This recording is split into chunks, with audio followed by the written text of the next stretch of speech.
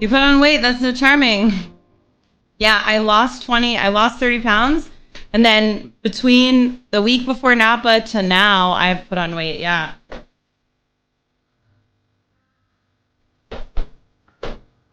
But like, I'm 32. So I am not necessarily happy with my weight, but I'm not necessarily mad at my current weight right now. I'm trying to get to a happy state with it because I think this is the weight I'm always going to be. I just need to tone. But I'm honestly not putting in the work for working out to tone. So when I get mad about it and I want the results, it's because I'm not putting in the effort. But I will say it's really hard because my stupid injury, every time I start doing something, flares up. And then I'm like, thank you, Mr. No Face. Hey, Ariel, thank you. I keep like, I don't know. I feel like I'm better. And I'm like, oh my God, I haven't been hurt for so long. Like, blah. And then I'll do something active. And then it flares up to where not only does it hurt, but my way of like getting through it is kind of shutting down, which is not the best. And then often I get spasms. So they're like, oh, you have to lay still and put ice and stuff. So then I lay still for like 2 or 3 days. And by then I'm tired. And then when I get up, I'm like, I just want to live my life. So I have a really bad cycle with it right now. But I'm working on it.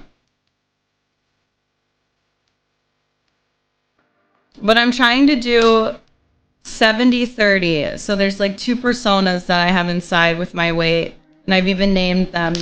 There's Christina, who comes from foster care and my crazy childhood to where she was never getting nutrition and enough food that she wanted. So she always like scarfed food, ate everything when it was around, to the point where sometimes as an adult, I'll have days where not binge unhealthy, like getting sick, but I'll binge eat to where I'm eating 3 meals of really unhealthy things and I'm eating to where my stomach hurts, right? And I'll do that for 2 or 3 days at a time. And then I have my part that's Vanessa, who is the persona of me that for 10 years while I was in the industry was like, oh, you're successful if you feel tired. Oh, you're successful and you're doing well and you're getting praised when you're hungry. And then also the best way to control yourself, if you can't control some of the things that are going on in your life, then like we can control our eating. But then she takes over and like we eat 1 meal a day for 3 days. So I'm trying to let both of them know that we can have food that we want and we can spoil ourselves, but still we also have to eat things that are going to be good for us and good for our bodies. So I'm trying to do 70-30. So 70% is Vanessa's and then 30% is Christina. What the fuck? It's not weird. It's a great way of coping. It's a great way of understanding. So like, what did I have for dinner last night? Oh, I had ramen for dinner last night that I made at my house. But then I put mushrooms, onions, peppers, and tomatoes in it. And then I ate a salad with my ramen instead of just eating like really fattening ramen with like cheese and stuff in it.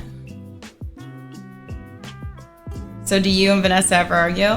Sure, there's definitely emotions and arguments that go on for sure.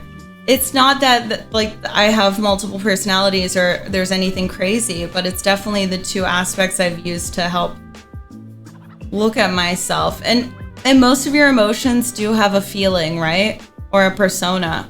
I think most people, if you really sit down and think about your emotions, you can really kind of figure out, oh, it feels like this. What's the feeling behind this? Oh, it's angst. Where's this angst coming from? Oh, well, it's coming from more of like, it feels like a teen, or like feels like a younger version of myself, right? So you can kind of play around with your emotions like that, and it helps a lot to visualize. More like personality settings. Yes, there we go. Very true. I'm the same way. Diabetes runs in my family and I eat too much junk food and I worry. Then I go to extremely healthy, then I crave junk food, so I understand the cycle. Yeah, I mean, I highly recommend trying what I'm doing, seeing why you do both.